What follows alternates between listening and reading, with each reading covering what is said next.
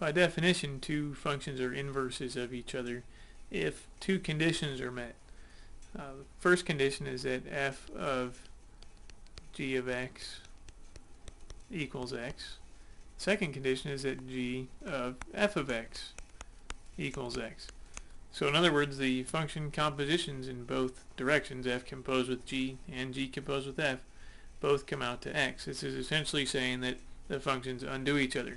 So x is the original input, plug it into g, we get some kind of output, plug that output into f, and we get back our original input. F undid whatever g did. Likewise here, g undoes whatever f does. So let's go ahead and check that these two conditions are met for these two functions. So we'll start with f of g of x. So we don't want to assume that it comes out to x, we're trying to show that it comes out to x. So we're just going to evaluate this composition like we normally would. So we start with our inner function there, g of x. G of x is equal to x plus 7 over 4.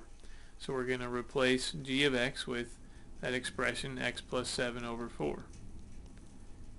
Then we have to plug that expression into f.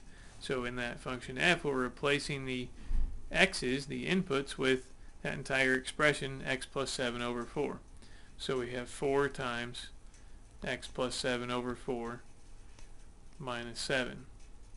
So that 4 in front there, that's like a 4 over 1. So when we multiply these fractions here, these 4's are just going to cancel out.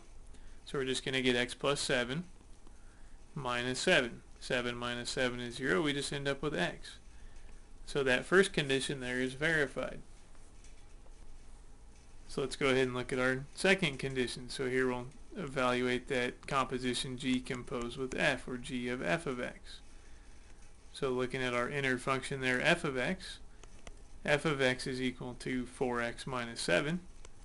So we're replacing f of x with that expression 4x minus 7. Then we go over to our function g and use the expression 4x minus 7 as our input into the function g. So everywhere we see an x here in g, we're going to replace it with the expression 4x minus 7. So we have 4x minus 7 plus 7 over 4. So on top, those 7's cancel, so we just end up with 4x over 4. And then here the 4's cancel, so we just get x.